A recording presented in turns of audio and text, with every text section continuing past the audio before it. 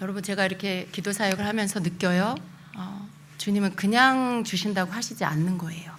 무엇을 이루시려고 할 때 기도의 응답을 주신다거나 성장을 주신다거나 주님 분명히 그 뜻이 있죠. 각 사람을 향한. 그런데 그것을 그냥 주시겠다라고 하시는 게 아니라는 거예요. 인내의 시간이 있고 견디는 시간이 있고 그리고 주님의 뜻 앞에 순종하는 시간이 있어서 그 전 단계 그것들이 있은 후에 하나님께서 이루시는 시간이 온다라는 거죠. 그래서 각자가 그 단계가 달라요. 자신의 하나님 앞에서 기도하고 있는 응답을 기다리고 있는 것들이 다른데 어느 누구도 아무런 조건 없이 내가 그거 해주마 이렇게 하시지 않는다는 거죠. 하나님께서 그 여러분 삶 안에 숙제와 같이 주시는 그런 어떤 과제들, 그 기도의 제목들, 소원들, 여러분 그 부담감들, 그것이 주님이 여러분에게 주시는 과제인 것 같아요. 이렇게 과제를 내주시고 너 이거 좀 풀어봐라, 이거 좀 해라 이렇게 하시는 거죠. 근데 그거 하느라고 막 씨름하잖아요. 그거 주님이 내주신 과제 하느라고. 근데 그 씨름하는 시간에 굉장히 힘들고 막 또 괴롭고 막 또 빨리 이거 끝냈으면 좋겠고 하는데 시간이 막 빨리 안 가는 것 같고 그런 시간들이 다 고통이죠. 근데 삶의 과제예요. 삶의 과제. 어떤 레퍼토리 하나 이렇게 써가지고 내는 그런 거면 오히려 쉽죠. 삶으로 이루어야 할 과제를 하나님이 여러분에게 주신다는 거죠. 근데 그것들을 빨리 이루는 방법은 여러분이 주님이 원하시는 뜻을 알고 그걸 잘 하는 거라는 거죠. 우리는 너무 많은 것들을 놓치고 살아요. 뭔가 해결해야 할 것들이 있고 이루어야 할 것들이 있을 때 내 방법으로 막 하려고 하는 거, 내 노력으로 뭔가 것들을 사람의 방법으로 막 해보려고 하는 것들이 있어요. 근데 그렇게 해서 빨리 되는 게 아니라는 걸 오늘 알게 하십니다. 더 주님께 오히려 물으며 여쭈며 하나님의 뜻이 무엇인지를 알려달라고 하며 그리고 주님의 음성을 들으려고 귀를 기울이고 주님이 말씀하시는 것을 순종하고 이렇게 해서 하나하나 이루어갈 때 주님이 여러분에게 내어주신 그 과제를 완성하게 된다는 것이죠. 거기에 정말 필요한 게 인내예요. 참 인내는요, 왜 오래 참음, 인내. 여러분 이게 참 쉽지가 않죠. 그런데 그 인내를 이루어야 한다는 거죠. 여러분, 여러분의 영적 나이가 많이 먹어갈수록요 과제가 좀 어려워져요. 어릴 때, 어린 신자일 때는 하나님이 내주시는 과제가 쉬워요. 되게 쉬워요. 그리고 옆에서 많이 도와줘요. 근데 어느 단계에 여러분이 이르면 스스로 해결해야 하는 거예요. 하나님 앞에서 스스로 그것들을 이루어 가야 되는 때가 옵니다. 주님이 이렇게 내어두시고요. 네가 한번 혼자 해봐. 이렇게 하세요. 그리고 주님은 지켜보시죠. 정말 주님이 그동안에 주신 은혜와 축복 안에서 그 부어주신 것들 안에서 그것을 가지고 믿음을 보이면서 그것을 하는지 아니면 환경에 이렇게 삼켜지는지 아니면 옛날로 돌아가는지 이걸 보시는 거예요.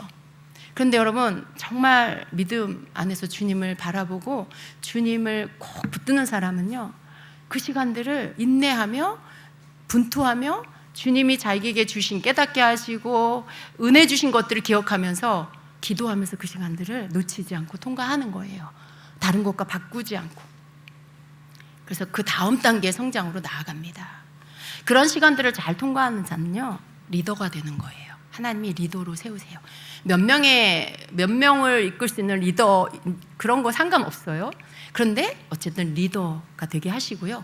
그 리더의 자리에서 사람들을 또 이렇게 그 영혼들을 또 섬기고 케어하고 위에서 중보기도 하고 뭐 그렇게 하는 어떤 영혼을 사랑하고 섬기는 것들을 또 훈련하시면서 넓혀가세요. 마음과 생각을 넓히시면서 그렇게 또 그 사람 한 사람을 이렇게 키워가시는 거예요. 그랬을 때 주님이 잘하면 어떻게 될까요? 더 많은 영혼들을 또 맡기시고 더 많은 일들을 맡기시고 더 많은 축복을 부어주시고 일만 시키는 게 아니에요. 주님께서 여러분에게 그런 것들을 맡기시는 이유는요 여러분이 주님 앞에서 칭찬받고 또 받을 상이 많게 하시기 위해서 그러시고 또 이 땅에서는 여러분으로 하여금 이렇게 세워진 자 주님 앞에서 주님이 인정하는 사람으로 세워서 쓰임받는 자가 되고, 많은 사람들에게 내가 받은 은혜를, 내가 받은 주님의 사랑을 전할 수 있는 자가 되게 하기 위해서 주님이 그렇게 키우시는 거예요. 근데 우리는요, 그걸 하는 게 기쁨인 거죠. 여러분, 우리 믿는 자들은요, 하나님의 마음에 기뻐하시는 일을 하는 게 그게 우리에게 기쁨이에요. 여러분이 뭔가 주님의 일을 했는데, 작은 일이든 큰 일이든 지금 주님께서 기뻐하시는 일을 했는데 거기에 기쁨이 오죠. 왜 기쁨이 올까요? 그 사인이 뭐냐면 하나님께서 기뻐하신다는 뜻이에요. 하나님이 기뻐하실 때 그 기쁨이 여러분에게도 와요. 아, 하나님이 기뻐하시는구나. 내가 이렇게 기쁜 걸 보니 하나님이 기뻐하시는구나. 이렇게 아시면 되는 거죠. 하나님이 기뻐하시는 그런 일들 속에 진정한 우리의 기쁨도 있습니다. 그래서 여러분, 이 땅에서 여러분이 겪어야 하는 많은 일들에 여러분 어느 누구도 거기에 이렇게 잠식당하지 마세요. 아, 삶이 너무 힘들다. 너무 어렵다. 나 못하겠다. 아, 나 우선 먹고 살아야 되겠다. 그렇게 하지 마시고 믿음의 싸움을, 선한 싸움을 싸워 가시면서 많은 천사들이 여러분을 돕게 하시고, 여러분의 그 힘겨운 시간들 속에 오히려 간증이 따를 수 있는, 주님이 내 삶에 이렇게 하셨습니다라고 간증할 수 있는 여러분이 되시기를 축복합니다. 네. 다 어려움은 있습니다. 어떤 사람은 먼저 겪었고 어떤 사람은 나중에 겪는 거예요. 어떤 사람은 어린 시절에 고생을 많이 하고 고난을 겪고, 어떤 사람은 좀 이렇게 좀 중년에 그런 것들을 겪고, 어떤 사람은 또 노년에 겪을 수도 있어요. 여러분, 언제 겪는 게 좋겠어요? 안 겪고 싶죠. 근데 한 번은 겪어야 된다면 언제 겪고 싶으세요? 노년에 겪으면 참 힘들 것 같아요. 그죠? 조금이라도 힘이 있고 젊을 때 잘 감당하고 겪어내서 좀 더 성숙한 사람이 돼서 나머지 인생을 더 주님 앞에 멋지게 살아야 되지 않겠습니까? 정말 좀 더 주님이 기뻐하는 그러한 성숙한 사람으로 살아야 되지 않겠습니까? 노년이 돼가지고 아직도 어린아이 같은 모습으로 산다면 그건 정말 슬픈 일이잖아요.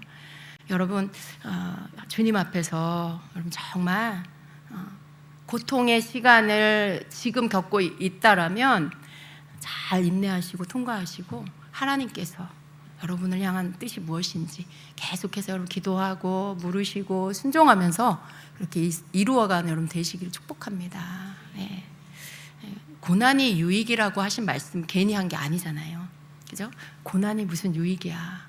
근데 고난이 유익이에요. 고난은 우리로 철들게 하고, 우리로 영적 어른이 되게 하고, 하나님의 마음을 알게 하고, 인내하게 하고, 승리하게 하고, 그렇게 합니다. 여러분 그렇게 되시길 축복합니다. 아멘. 자, 오늘은요, 저 중보기도의 실제, 중보기도의 실제와 능력 안에서 이 강의 이제 얼마 안 남았어요. 한 번 정도 남은 것 같은데, 오늘 15강입니다. 중보기도자의 영적 위기와 회복에 대한 말씀이에요. 우리가 중보기도를 하다가 위기가 올 때가 있어요. 그 위기를 어떻게 이겨내야 하고 어떻게 회복할 수 있나, 이런 부분들을 오늘 같이 좀 나누도록 하겠습니다. 먼저 첫 번째로 중보기도자는 왜 쉽게 이렇게 어떤 힘이 소진될까, 이런 부분들 함께 좀 보겠습니다. 여러분, 중보기도자는요 다른 사람을 위해서 기도하는 사람이죠. 근데 이 중보기도자가 단순히 그 다른 사람의 기도만 하는 것이 끝나는 게 아니에요. 그 짐을 이렇게 같이 지는 거죠. 그 힘겨워하는 사람의 짐을 함께 지고 하나님과 그 사람 사이에서 다리 역할을 하는 게 중보기도자입니다. 다른 사람이 지고 있는 그 고통의 짐을 지는 거예요. 그들의 아픔을 함께 느끼고 하나님의 마음과 뜻을 그 사람들에게 전해주고, 그래서 이 중보기도는요 단순히 누군가를 위해서 내가 기도하고 있어 이게 아니고요, 그 사람의 영혼과 어떤 삶의 모든 부분들을 같이 내가 그 짐을 지고 가는 거기 때문에 굉장히 영적으로나 육적으로나 에너지가 소진이 됩니다.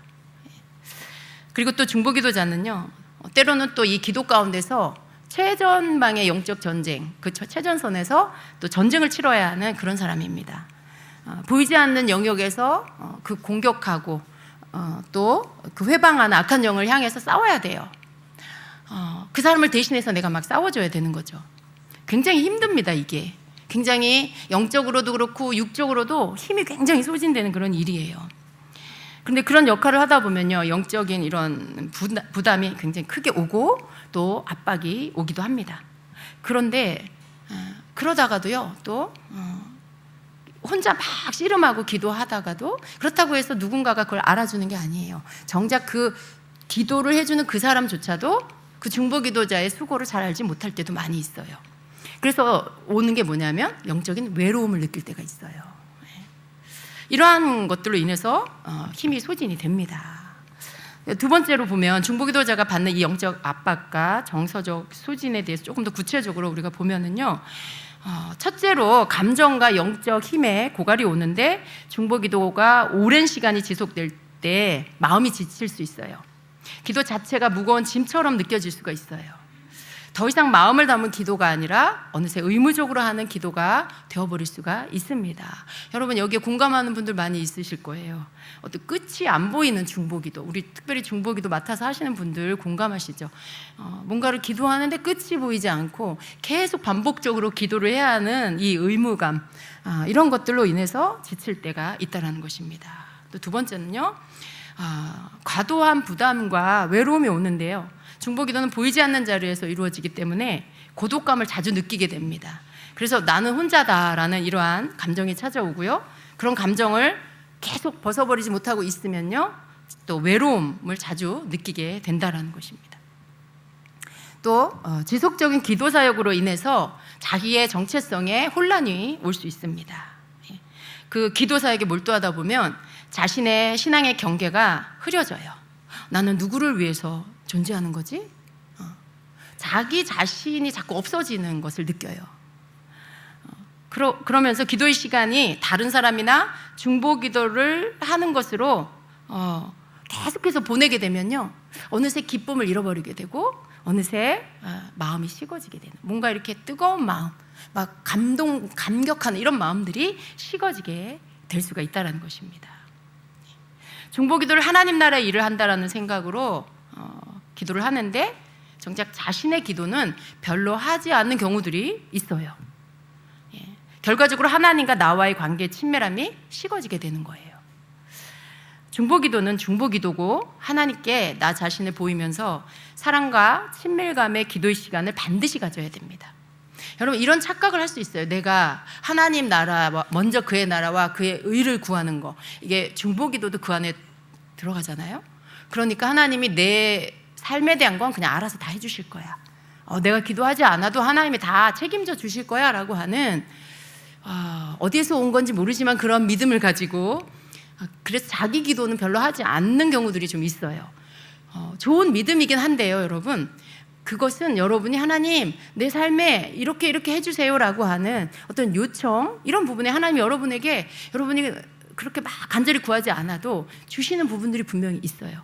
그런데 문제는 뭐냐면 하나님과 나의 관계가, 기도를 내 개인적인 하나님과의 관계의 기도를 하지 않으면 이 부분은요 저절로 좋아지는 것은 아니에요. 내가 다른 사람을 위해서 혹은 하나님 나라의 중보기도를 한다고 해서 하나님과 나와의 관계가 계속 친밀함의 그 자리에 있다, 그렇지가 않아요. 여기에서 우리가 쉽게 속을 수가 있는데 반드시 자기 자신의 개인적인 하나님과의 관계성을 가진 기도를 해야 돼요. 그러니까 내 기도를 해야 한다는 거예요. 하나님과 나와의 관계 안에서 그 사랑을 고백하고 주님과의 친밀감을 함께 계속 갖게 하는 그 기도를 계속 하셔야 돼요. 그러면서 또 따로 다른 시간에 중보기도를 또 하시고, 이렇게 하는 것들이 필요하다는 것입니다. 자, 응답되지 않는 기도에 대한 또 좌절감이 올 수가 있습니다. 열심히 기도했음에도 불구하고 상황이 달라지지 않을 때, 혹은 반대의, 내가 기도하고 있는 거에 반대의 결과가 나왔을 때, 그때 어떤 마음이 들까요? 정말 하나님이 듣고 계시는 걸까? 내 기도를 듣고 계시나? 이런 생각이 들 수 있죠. 마음이 흔들리기 시작하는 거예요. 이런 상황으로 인해서 중보기도자는요, 기도 사역을 그만두고 싶은 마음이 들 수 있어요. 그런 절망감을 느낄 수가 있습니다. 근데 이러한 고통은 우리가 성경에서 보면은요, 우리가 잘 알고 있는 엘리야 선지자도 겪었다라는 것을 우리가 알 수 있어요. 엘리야 선지자는 어떤 사람이었습니까? 강력한 중보의 사역을 감당하는 하나님의 선지자였어요. 하나님과 이스라엘 백성들 사이에서 하나님이 하라 하시는 일을 했습니다. 그런데 그렇게 하고 난 후에 탈진이 왔죠. 아주 심한 탈진이 와서 급기야 죽고 싶은 마음이 들 정도로 약해지는 그런 지경에까지 이르게 되었습니다. 왜 말씀을 벌써 띄워주세요? 아직 아니에요? 예. 그래서 우리가 엘리야를 보면은 중보기도자 또 하나님의 일을 하는 사역자들은 그런 상황에 직면할 수 있다라는 것을 생각해야 돼요. 우리가 알고 있는 엘리야는 어떤 사람이에요? 굉장히 영적인 사람이고 능력의 사람이고 하늘에서 불이 내리게 하는 사람인데, 그런 엘리야도 탈진이 왔고 죽고 싶은 마음이 들었고 그랬습니다. 그러면 여러분, 우리는 어떨까요? 여러분 어떨까요? 다 그럴 수 있다라는 거죠. 그럴 수 있다라는 거예요. 그래서 우리가 엘리야를 통해서 이러한 영적 탈진, 이런 상황에서 어떻게 이런 것들을 겪게 됐고 또 어떻게 이런 것들을 회복할 수 있었는지를 같이 보도록 하겠습니다. 자, 큰 세 번째로 엘리야가 겪은 영적 정서적 위기와 회복에 대해서 좀 같이 봅니다. 갈멜산에서 바알과 아세라 선지자들을 물리치고 영적 대결의 큰 승리를 경험한 엘리야. 그 엘리야는요, 곧이어서 극심한 두려움과 탈진을 겪게 됩니다. 이세벨에 죽이겠다라는 위협의 소리에 그 충만했던, 그 강했던 엘리야는 어디로 가고 이제 큰 두려움에 빠져버리고, 그래서 도망가기 시작하죠. 달리고 달려서 빨리 광야로 도망을 칩니다. 그곳에서 그는 하나님께 죽고 싶다라고 말할 정도의 깊은 절망감 속에 빠지게 됩니다. 사역자가 강력한 영적 사역을 감당한 뒤에 자신의 마음을 지키지 못하면요, 깊은 공허감에 밀려와요.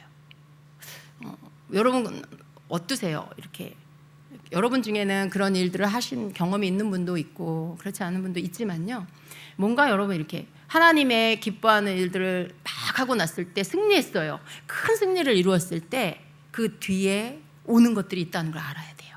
그 뒤에 이제 다 끝났어, 이게 아니에요. 엘리야의 모습을 통해서 우리가 그걸 배워야 합니다. 자, 승리 뒤에 찾아온 공허함을 엘리야는 느꼈는데요. 갈멜산에서 바알 선지자 450명과 싸워서 하나님의 능력, 하나님의 살아계심을 드러냈어요. 위대한 승리를 거두었어요. 하나님께서 그의 기도에 응답하셔서 하늘에서 불이 내려와서 재물을 태우는 기적을 일으켰고요. 백성들이 뭐라고 해요? 여호와 그는 하나님이시로다라고 고백하게 만들었어요. 우리 함께 말씀을 좀 보도록 하겠습니다. 열왕기상 18장 37절부터 40절 말씀입니다. 시작. 여호와여 내게 응답하옵소서, 내게 응답하옵소서. 이 백성에게 주 여호와는 하나님이신 것과 주는 그들의 마음을 되돌이킴을 알게 하옵소서 하며, 이에 여호와의 불이 내려서 번제물과 나무와 돌과 흙을 태우고 또 도랑의 물을 핥는지라. 모든 백성이 보고 엎드려 말하되 여호와 그는 하나님이시로다, 여호와 그는 하나님이시로다 하니, 엘리야가 그들에게 이르되 바알의 선지자를 잡되 그들 중 하나도 도망가지 못하게 하라 하매 곧 잡은지라. 엘리야가 그들을 기손신으로 내려다가 거기서 죽이니라. 아멘. 이러한 일들이 있었습니다. 그런데 이 놀라운 승리 직후에 엘리야는 극심한 두려움과 절망감에 빠지죠. 이세벨이 죽이겠다라고 하는 위협을 하자 광야로 도망가서 죽고 싶다라고 고백하면서 로뎀나무 아래에 주저앉았습니다. 또 말씀 계속 보겠습니다. 19장 1절부터 4절까지입니다. 시작. 아합이 엘리야가 행한 모든 일과 그가 어떻게 모든 선지자를 칼로 죽였는지를 이세벨에게 말하니, 이세벨이 엘리야에게 보내어 이르되 내가 내일 이맘때에는 반드시 내 생명을 저 사람들 중 한 사람의 생명과 같게 하리라. 그렇게 하지 아니하면 신들이 내게 벌 위에 벌을 내림이 마땅하니라 한지라. 그가 이 형편을 보고 일어나 자기의 생명을 위해 도망하여 유다에 속한 브엘세바에 이르러 자기의 사환을 그곳에 머물게 하고 자기 자신은 광야로 들어가 하룻길쯤 가서 한 로뎀나무 아래에 앉아서 자기가 죽기를 원하여 이르되 여호와여 넉넉하오니 지금 내 생명을 거두시옵소서, 나는 내 조상들보다 낫지 못하니이다 하고. 이렇게 때로 중보기도자에게도 엘리야와 같이 사역의 큰 응답과 영적 승리를 경험한 후에 찾아오는 이 탈진, 번아웃이 되는 것들을 겪을 수도 있다라는 것입니다. 이게 꼭 여러분 중보기도만이 아니고요, 여러분 각자의 그런 위치에서 다른 영혼을 돌보는 일에 또 어떤 사역을 하는 일에 이런 일들이 일어날 수 있어요. 여러분이 탈진할 수 있다라는 거예요. 그런데 이러한 현상은요, 왜 이렇게 심한 탈진을 겪게 될까요? 바로 중보기도자가 결과 중심의 기도 사역에 익숙해졌을 때 나타날 수 있다는 거예요. 내가 한 기도, 내가 한 사역의 열매, 결과, 이것에 대해서 집중되어졌을 때, 그런 중심으로 사역을 하게 됐을 때, 이럴 때 그 결과가 좋지 않으면 탈진이 올 수가 있다는 것입니다. 엘리야는요, 자신의 기도를 통해서 놀라운 승리가 있었고 바알 선지자들과 대결에 승리한 후에 또 어떤 일을 했어요? 이스라엘에 3년 6개월 동안 비가 오지 않았죠. 그런데 하늘에서 불이 내려서 놀라운 승리를 하고 난 다음에 또 엘리야가 하나님 앞에 기도해서 3년 6개월의 가뭄이 끝나고 비가 오게 하는 이러한 일까지 다 이루었습니다. 물론 하나님이 하신 거예요. 그런데 엘리야를 통해서 하나님이 하셨습니다. 근데 이 모든 하나님의 사역의 그 역사의 중심에 누가 있었어요? 엘리야가 있었어요. 엘리야는 어땠을까 생각해 봅니다. 엘리야는 그냥 사람이잖아요. 우리랑 성정이 똑같은 사람이잖아요. 뭐 하늘을 열기도 하고 닫기도 하고 이런 일들을 했지만요, 우리랑 똑같은 성정을 가진 사람이었다는 거예요. 그의 마음이 어땠을까 생각해 보면요, 하나님께서 나를 크게 사용하셨음에 대한 어떤 흥분된 마음이 있었을 것 같아요. 그렇지 않을까요, 여러분? 여러분이라면 어떨까요? 하나님이 막 내가 기도하니까 하늘에서 막 불이 내리게 하시고 번제물을 다 태우시고 막 물로 다 젖은 그 도랑을 막 다 말라버리게 하고, 그 바알 선지자들을 다 잡아서 죽일 수 있게 해주시고, 또 하나님께 막 간절히 기도했더니 하늘에서 비가 막 쏟아져 내려서 가뭄이 끝나버리고, 그런 일을 여러분이 막 한 거예요. 여러분 마음이 어떨까요? 와우, 하나님 나를 쓰셨구나, 하나님이 나를 통해서 일하셨네. 막 마음이 흥분되겠죠. 마음이 여러분 굉장히 흥분될 거예요. 엘리야의 마음에 자신이 하나님께 크게 쓰임받았다라는 이 흥분된 마음이 있었을 거예요. 그런데 그 일에 대해서 좋은 결과가 있을 거라 생각을 했는데, 그 일에 대한 결과가 어떻게 왔어요? 아합 왕 그의 아내 이세벨이 내가 너 죽여버리겠다 막 이런 말을 전해 들은 거예요. 근데 엘리야는 좋은 소식이 있을 줄 알았는데 갈멜산에서의 승리 후에 아합에게 큰 비가 올 것이니 올라가서 먹고 마시소서 이렇게 말해요. 좋은 소식이 올 거라고 생각했죠. 엘리야의 마음이 너무 기뻤던 거예요. 그래서 먹고 마시소서라고 한 말은 뭐예요? 즐기소서라는 거잖아요. 이제 다 승리했으니 왕이시여 가서 먹고 마시고 즐기소서, 이제 다 끝났습니다, 이런 뜻이잖아요. 그래서 아합에게 그런 말을 하고 가고, 그리고 비가 내리게 했는데 들려오는 소식이 내가 너를 죽여버리겠다라고 하는 이 말이에요. 엘리야가 마음이 굉장히 이렇게 편안했을 텐데, 이 소식을 듣기 전까지는 모든 기도와 영적 사의 결과를 볼 때 뿌듯함과 이제 다 끝났구나 하는 안도감이 찾아왔을 거예요. 엘리야 눈에 보이는 결과, 그걸 보니 당연히 그런 생각을 하겠죠. 근데 엘리야는요, 자신의 눈앞에 보이는 결과만 보았습니다. 당장의 눈앞에 보이는 문제들이 다 해결되었으니 이제 다 끝났다, 이제 다 내가 할 일은 다 끝났다라고 생각을 한 거죠. 아마도 엘리야는 이때에 영적인 부분에서 무장 해제를 했을 거예요. 여러분, 자기가 무장하고 있는 것을 해제했다는 거예요. 왜냐하면 할 일이 다 끝났으니까. 이제 쉽게 말해서 갑옷을 벗고 투구도 벗어놓고 칼도 좀 내려놓고 방패도 내려놓고 신발도 좀 시원하게 벗고, 이런 식의 영적 무장을 해제했을 거라는 거예요. 긴장감도 다 내려놓고, 그러니까 영적으로 내가 깨어 있어야 되고 긴장하고 있어야 되는데, 이런 모든 것들을 다 풀어 놓았을 거라는 거예요. 여러분, 중보 기도자가 또 이렇게 주의 사역을 하는 사람이요, 사역의 결과 중심적이 되면은요, 이때에 이 모든 사역을 이루고 나서 함정에 빠지게 된다는 거예요. 사단은 아직 일이 끝나지 않았어요. 사단은 절대로 내가 끝났다고 하는 그 시간에 사단은 끝내지 않습니다. 아직도 여전히 틈을 보고 있고요, 여전히 넘어뜨리려고, 망가뜨리려고 호시탐탐 보고 있습니다. 그래서 사단은요, 항상 지켜보고 있다가요, 약한 곳을 칩니다. 후미를 공격해요. 엘리야가 다 끝났다고 생각할 때, 영적 무장을 해제했을 때 그때를 놓치지 않았습니다. 사단은 그때 엘리야를 공격한 거예요. 사단을 상징하는 이세벨이 엘리야를 공격했고 엘리야는 방어하지 못했습니다. 엘리야는 영혼과 육체의 모든 힘이 지금 방전되어 가고 있는 상태였어요. 온 힘을 다 쏟아서 영적 대결을 했고요. 또 비가 오기를 힘을 다해 기도를 한 후였기에 그게 남아있는 영적인 힘, 육적인 힘이 소진되었던 것입니다. 중보기도든지 영적 사역이든지 영적으로 육체적으로 방전이 되는 것은 굉장히 위험한 일이에요.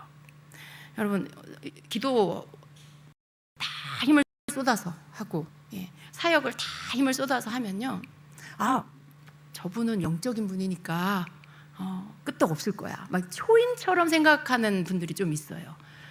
저분은 하나님이 막 이렇게 붙잡아서 쓰시니까 우리처럼 그렇게 배가 고프고 힘들고 피곤하지 않을 거야, 잠을 안 자도 괜찮을 거야, 안 먹어도 괜찮을 거야, 막 이런 생각을 하시는 분이 있는 것 같아요. 근데 그렇지 않아요, 여러분. 다 쏟아내면요 극심한 피곤함이 와요. 다 쏟아내면요 육체적으로 완전히 고갈된 상태가 돼요. 영적으로도 다 방전이 되고요, 육체적인 에너지도 다 방전이 돼요. 굉장히 힘든 상태가 됩니다. 근데 사실은 이 상태가 되게 위험한 상태예요.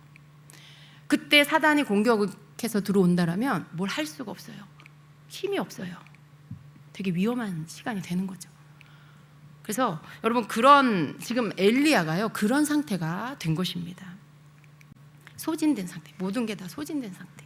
그래서 여러분도요, 여러분이 누구를 이렇게 케어한다거나 어떤 여러분에게 주어진 어떤 사역들을 한다거나 할 때 너무 이렇게 영육 간에 탈진되게 하시면 안 돼요. 막 탈진이 된 상태에서도 막 뭔가를 끌어내가지고 긁어서 이렇게 긁어내가지고 여러분이 뭔가를 막 한다라는 것은 결국은 여러분이 쓰러지게 만드는 그런 일이 될 수 있어요. 조심하셔야 되는 일입니다. 자, 그렇다면 하나님께서는 엘리야를 어떻게 회복을 시키셨을까요?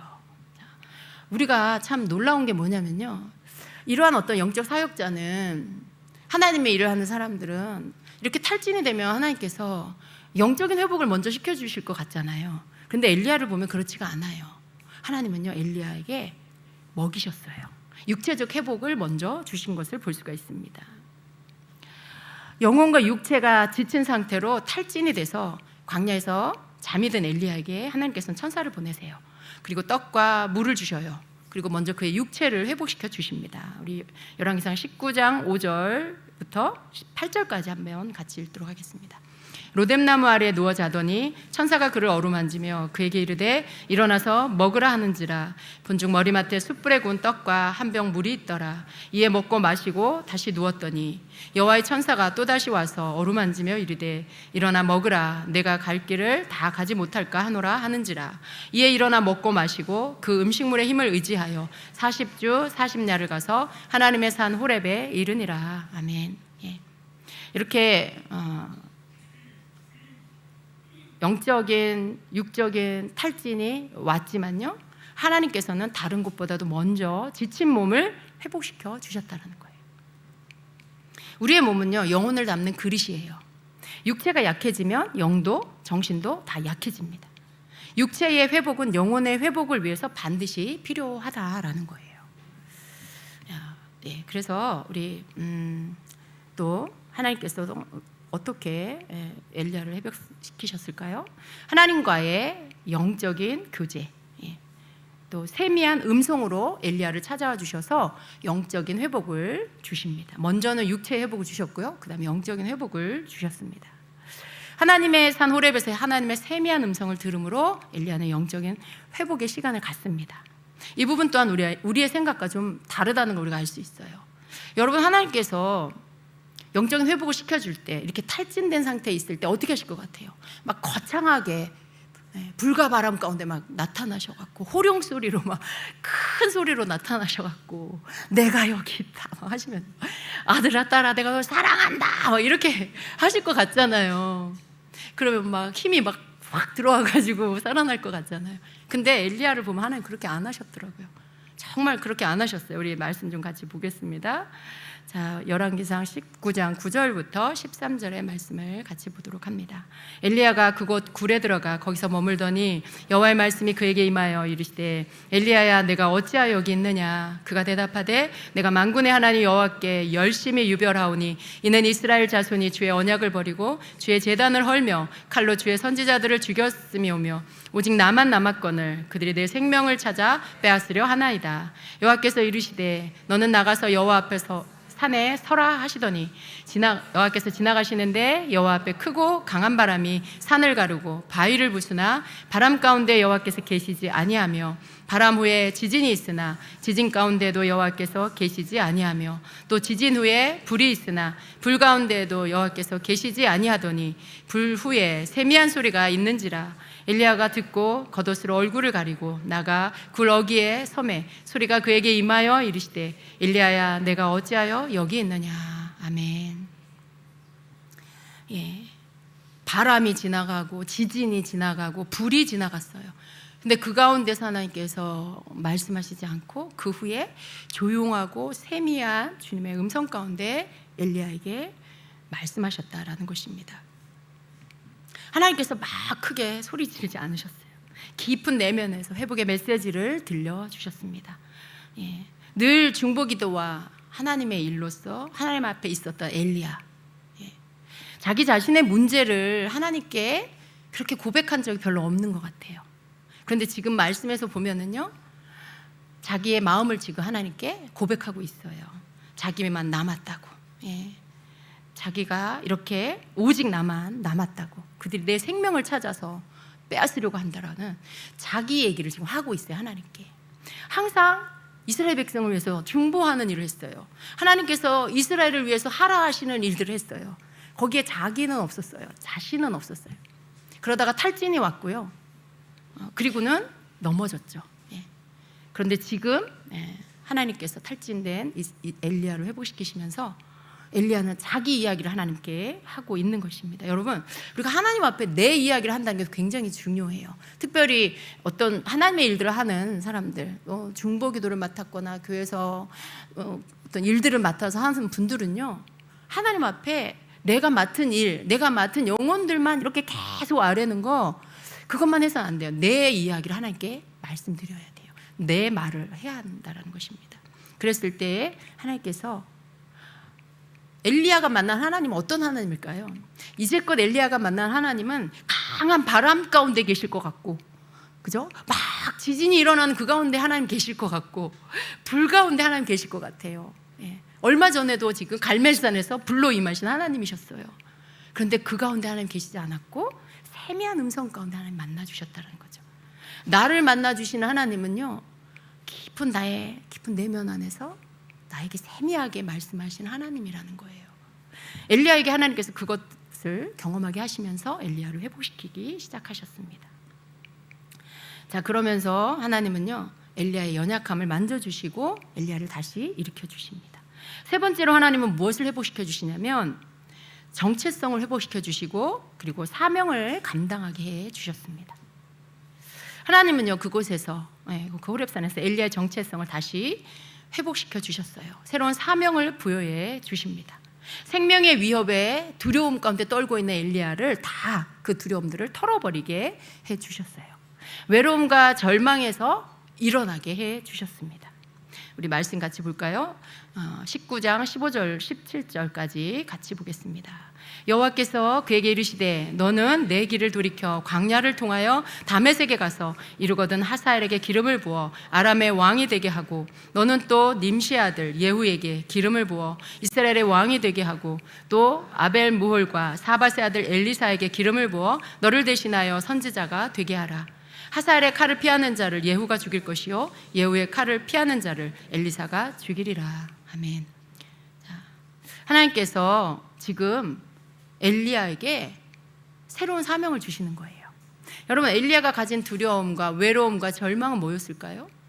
그 마음 깊은 곳에는요, 지금 하나님께로부터 버림받은 것 같은 마음이 들었을 거예요. 왜냐하면 왕의 아내가 나를 죽이겠다라고 선포를 했어요. 거기에서 지금 이 엘리야는 피할 길이 없는 거죠. 온 전국에 사람을 풀어서 엘리야를 잡아서 죽이는 일은 아무것도 아니에요. 식은 죽 먹기로 할 수 있는 일인 거죠. 그때 엘리야가 탈진된 상태에서 하나님께서 나를 보호해 주실 거라 이 생각이 들지 않는 거예요. 그럴 만한 영적 힘이 없는 거죠. 현실밖에 보이지 않는 이 약해진 상태에서 엘리야는 하나님과 굉장히 자신이 멀어졌고 하나님 생각을 못하고 나 혼자 버려졌다라는 이 두려운 생각 가운데 있었을 거예요. 그런데 호렙산에서 하나님이 엘리야를 만나주시면서 엘리야에게 사명을 주세요. 그 말은 또 무슨 말이에요? 하나님께서 엘리야를 붙들고 계신다는 뜻. 하나님께서 엘리야에게 아직도 하나님께서 엘리야를 버린 게 아니라 함께 하시고 만나주시고 그에게 하나님의 일을 맡겨주신다는 거. 아주 중요한 일들, 왕을 세우는, 나라의 왕을 기름 부어 세우는 일, 다음 선지자를 세우는 일을 엘리야에게 명하시는 거예요. 엘리야가 회복이 될까요, 안 될까요? 자기의 정체성, 내가 하나님의 선지자인데 내가 버려진 줄 알았는데 아니구나. 하나님께서 나를 붙들어 일으키시는구나. 하나님께서 나에게 사명을 주셔서 일하게 하시는구나. 하나님이 나를 붙들고 함께하고 계시는구나. 내가 사람을 두려워할 필요가 없구나. 이 마음이 드는 거죠. 엘리야의 정체성이 회복되는 거예요. 여러분이 막 하나님께로부터 멀어진 것 같고 버려진 것 같을 때 주님을 만나고 주님께서 여러분에게 여러분 존재가 누군지를 말해줄 때 여러분 회복되는 거예요. 하나님께서 여러분이 누구인지를 말씀해 주실 때 어떻게 사랑하고 있는지 내가 너를 향한 계획이 뭔지를 여러분이 듣게 되면 그때 여러분 회복이 되는 거예요. 여러분의 정체성이 회복되고 여러분 존재가 누구인지 이런 부분들이 회복이 돼서 힘을 얻고 다시 일어나서 앞으로 나아가게 되는 것입니다. 하나님께서는 이렇게 정체성 회복, 사명의 회복을 주셨어요. 그래서 여러분 탈진됐다고 끝이 아닙니다. 거기서 절망하고 이제 난 다 끝났구나 이게 아니고요. 다시 회복시키시는 하나님을 만나셔야 돼요. 다시 회복시켜주셔서 하나님께서 나머지에 남아있는 일들을 하게 하시는 하나님, 하나님과 나의 관계가 끊어지지 않았다라는 것을, 하나님 날 사랑하신다라는 것을 깨닫게 되는 그 시간을 여러분이 가지셔야 한다라는 것입니다. 그리고 또 하나님은요, 엘리야가 혼자가 아니라는 것을 또 말씀해 주신 거예요. 19장 18절에 그러나 내가 이스라엘 가운데서 7,000명을 남기리니 다 바알에게 무릎을 꿇지 아니하고 다 바알에게 입맞추지 아니한 자니라. 아멘. 엘리야는요, 자기 혼자 남았다고 생각했어요. 다 죽고 자기 혼자 남아서 지금 나 혼자, 그러니까 절망과 외로움 가운데 나는 혼자야 라고 하는 생각에 빠져 있었는데 하나님께서 그렇지 않다라고 말씀해 주시는 겁니다.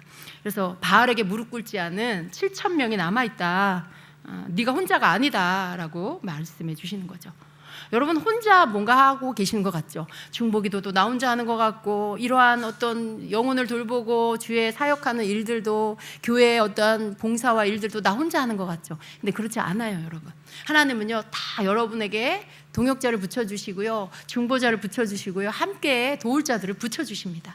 그걸 우리가 성경에서 보고 믿음을 가지셔야 합니다. 그래서 여러분을 위해서, 여러분이 하나님의 일을 하는 데 있어서 힘들지 않도록, 혼자 외롭지 않도록 하나님께서 여러분에게 숨어있는 동역자들을 붙여주신다는 것을 여러분 믿으셔야 합니다.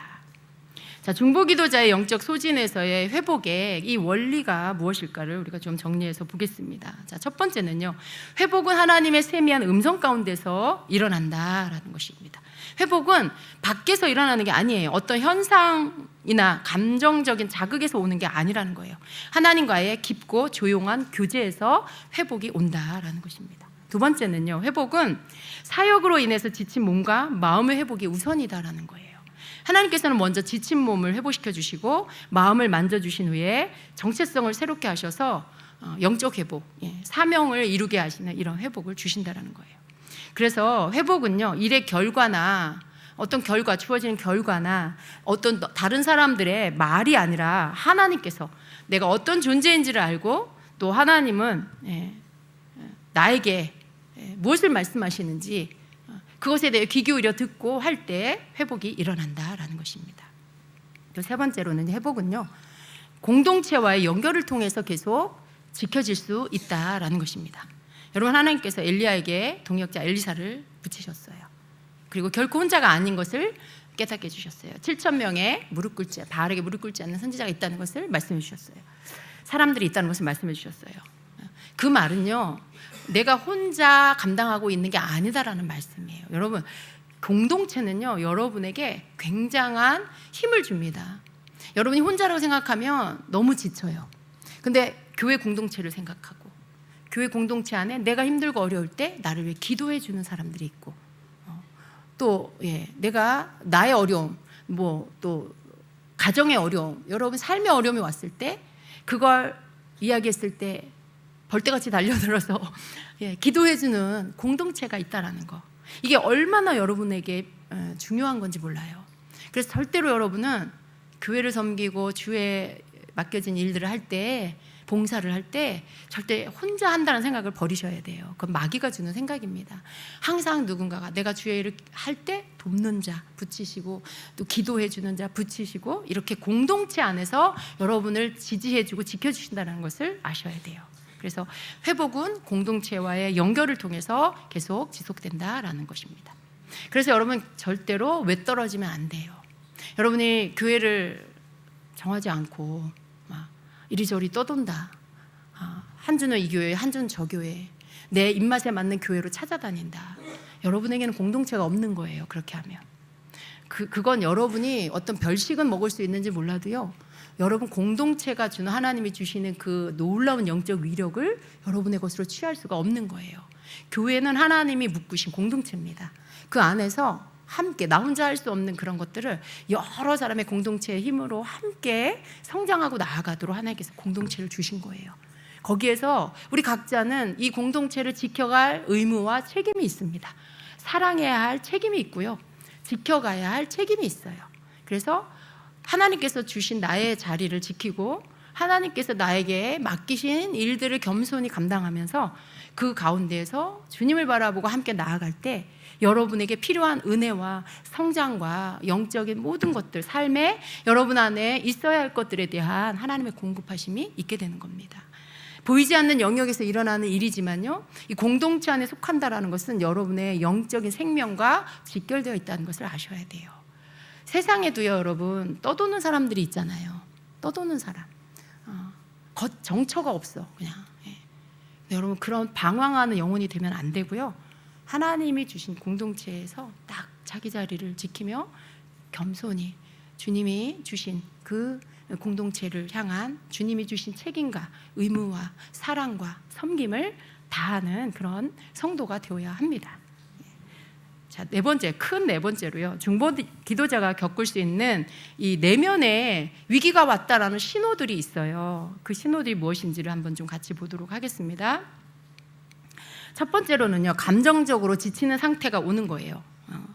비록 기도를 하고 있지만 더 이상 기도가 기쁨이나 은혜가 아니라 해야 할 의무처럼 무겁게 느껴지는 거, 이런 것들이 신호예요. 이런 느낌이, 이런 마음이 올 때 여러분이 감정적으로 지금 신호가 온 것입니다. 다른 사람의 아픔이나 문제에 대한 진심 어린 공감보다는 점점 그게 너무 무겁게 느껴지고, 또 그들의 아픔에 대해서 무덤덤해지고, 이런 것들이 내적인 신호입니다. 감정적으로 지쳐가는 상태, 그렇습니다. 그러다 보면은요, 여러분 뭔가 이 동기를 잃어버리게 되죠. 그럴 때 점검해야 돼요. 나는 왜 기도를 하고 있는 거지? 돌아봐야 되죠. 나는 왜 이 기도를 하고 있는 거지? 다시 점검해 봐야 되겠죠. 그래서 여러분이 하고 있는 기도, 의무적으로 하고 있는 이 기도, 내가 지금 기도하고 있으니까 됐어, 이게 아니고요, 여러분 감정적으로 느껴지는 마음의 상태를 좀 돌아보는 그런 시간이 필요하다라는 겁니다. 두 번째는요, 하나님과 멀어진 느낌이 들 수 있어요. 하나님과의 거리감이 느껴질 수 있습니다. 기도는 하지만 기도 중에 하나님의 임재나 응답을 느끼지 못하는 경우, 영적으로 뭔가 막힌 듯한 어떤 그 답답함이 지속되는 이런 것들을 느낄 수가 있습니다. 하나님은 내 기도를 듣지 않으시는가? 라는 잘못된 믿음에 빠지고요, 어떤 신앙적인 자신감과 하나님과의 친밀함이 흔들리게 되는 이런 상황들이 오는 게 신호입니다. 그럴 때 여러분이 그걸 무시하지 말고 빨리 조치를 하셔야 되겠지요. 이럴 때는 감정보다 진리를 붙든 믿음의 훈련이 필요해요.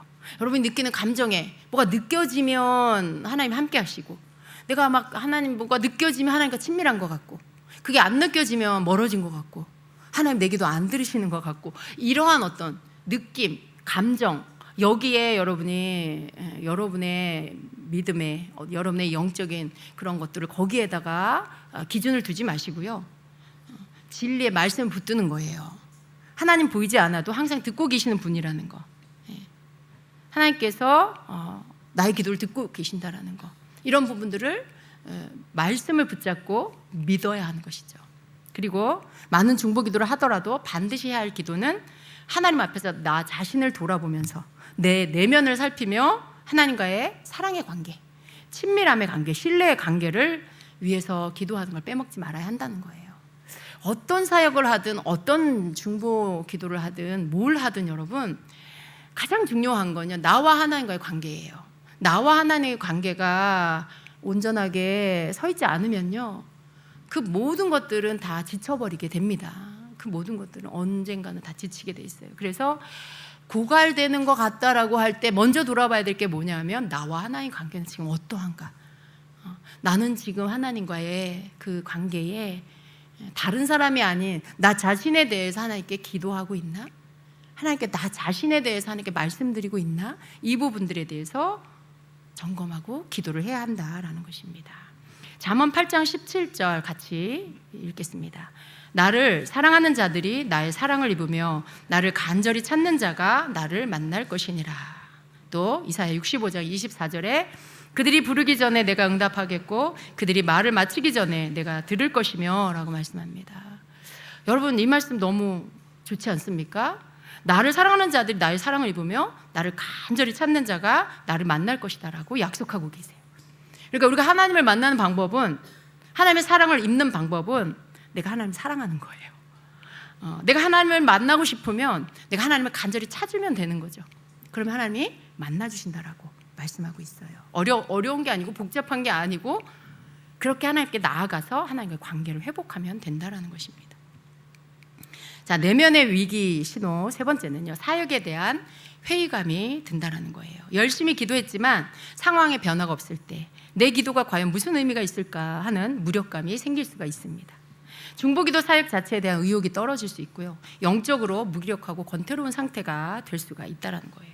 이럴 때는요, 사역의 열매가 아니라 사역자를 하나님께서 먼저 받으신다라는 거, 그 사역자를 하나님께서 먼저 받으시는 그 하나님을 기억하셔야 돼요.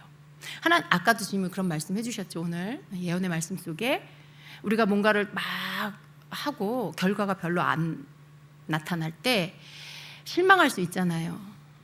그리고 우리가 스스로 자기를 평가할 때 넌 왜 이것밖에 안 돼? 이렇게 자기 자신을 향해서 그렇게 말할 수 있어요.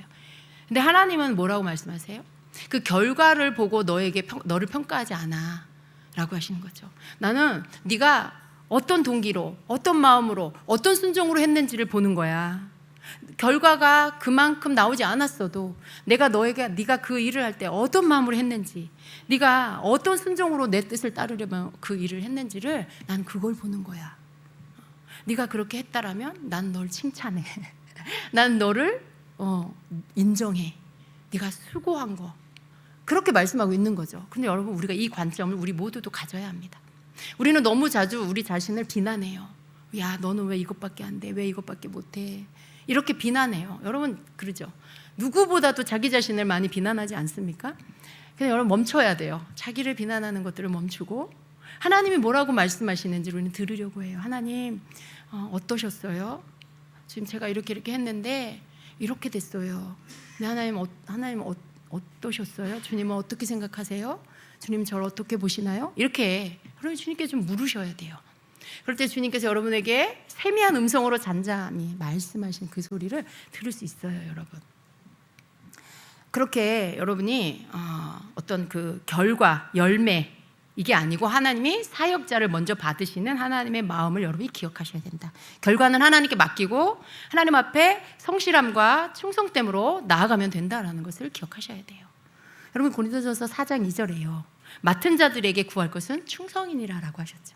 우리가 뭔 걸 맡았다면요, 하나님 제가 충성되게 하게 해주세요. 하나님 제가 충성된 자가 되게 해주세요. 구하면 된다라는 거예요. 충성을 구하라는 거죠. 자, 그리고 네 번째는요, 관계 단절과 고립이 올 수 있습니다. 중보기도는요, 보이지 않는 자리에서 조용히 감당하는 사역이기 때문에 주변 사람들에게 잘 드러나지 않고 혼자 고립되기가 쉽다라는 거예요. 또 사람들과의 관계 속에서도요, 아무도 나를 이해해주지 않는다라는 이 외로움이 깊어질 수가 있습니다. 이러한 위기의 신호를 여러분 무시하지 않아야 됩니다. 하나님 앞에 솔직하게 내어놓아야 돼요. 그리고 회복의 은혜를 구해야 한다라는 것입니다. 이런 것들 여러분이 느낄 수 있죠. 이런 신호도 여러분에게 오는 것들을 경험하신 적도 있으실 거예요. 그런데요, 그 신호를 무시하지 마시고 멈춰서서 하나님 앞에서 회복의 시간을 갖게 되시기를 바랍니다. 자, 큰 5번째로 회복을 위한 실제적인 방법에 대해서 보도록 합니다. 자, 회복을 위해서 여러분 실제적으로 뭘 해야 될까요? 이렇게 회복시켜 주시는구나 알겠는데, 그럼 실제적으로 나는 무엇을 해야 될까? 이 회복이 사실 단순히 이렇게 쉽게 되어지는 않을 수 있습니다. 내가 지금 무기력에 빠졌는데, 내가 지금 마음에 절망감, 외로움에 빠졌는데 그게 갑자기 이렇게 회복되기는 쉽지 않죠. 갑자기 하나님이 세미한 음성으로 만나주신다는 것도 쉽지가 않죠. 왜냐하면 내 상태가 너무 바닥이니까요. 주의 음성도 잘 들리지 않을 수도 있어요. 근데 여러분, 그렇다 할지라도요, 우리는 회복을 위한 실제적인 방법을 찾아야 합니다. 거기에는 먼저는요, 예수님의 말씀을 기억하셔야 돼요. 예수님께서 우리를 초청하신다, 부르신다라는 거예요. 뭐로요? 내가 지금 너무나 영적으로 육적으로 탈진되어 있을 때 말씀 속에서 주님의 말씀이 나에게 쉬라고 하시는구나, 주님께 와서 쉬라고 하시는구나, 이걸 기억해야 돼요. 마태복음 11장 28절에서 30절의 말씀은 수고하고 무거운 짐진 자들아 다 내게로 오라, 내가 너희를 쉬게 하리라. 나는 마음이 온유하고 겸손하니 나의 멍에를 메고 내게 배우라. 그리하면 너희 마음이 쉼을 얻으리니 이는 내 멍에는 쉽고 내 짐은 가벼움이라 하시니라. 예수님께서 오라고 말씀하세요. 내게로 와서 쉬어라 라고 말씀하시죠.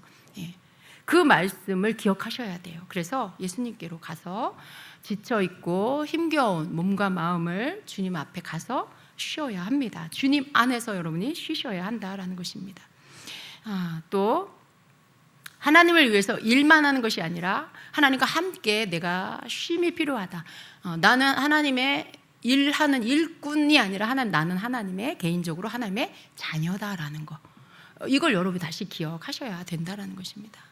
회복은요, 주님 앞으로 나오는 것에서부터 시작이 됩니다. 중보기도자는 하나님 앞에서 사역자이기 전에 먼저 하나님의 자녀로 회복을 하셔야 합니다. 그때 회복이 일어나요. 여러분, 주의 일을 하는 사람이요, 사역으로 하나님을 만나, 나는 하나님의 일을 하는 사람으로 하나님 앞에 서면 굉장한 마음의 무거움이 있어요. 그 일로서 하나님과 이렇게 대화하게 될 수 있어요. 근데 그런 거 다 옆으로 치우고요, 하나님의 자녀라는 것으로 하나님이 나를 부르실 때가 있어요. 네가 나의 자녀야. 거기에는 일이 없잖아요. 거기에는 내 일이 평가받고 그런 게 없잖아요. 내 일로 인한 지침 이런 게 아니잖아요. 근데 거기에서부터 회복이 일어납니다. 내가 하나님의 자녀, 하나님 날 사랑하는 아버지, 거기에서부터 회복이 일어나요. 그래서 여러분, 힘들고 지쳤을 때 하나님의 자녀됨으로 돌아가셔야 합니다. 그 자녀됨으로 하나님을 만나는 시간을 가지셔야 합니다. 두 번째로, 삶 속의 영적인 균형의 회복이 필요합니다. 회복을 위한 균형을 여러분이 다시 세우셔야 돼요. 영혼의 숨을 불어넣는 영적인 루틴이 필요합니다. 그 가운데 우리 매일 해야 할 그 루틴이 뭐냐면, 여러분 주기적인 쉼을 가지는 시간을 가져야 돼요. 안식하는 시간, 그 쉼이 필요합니다. 그 시간을 주기적으로 가지셔야 되고요.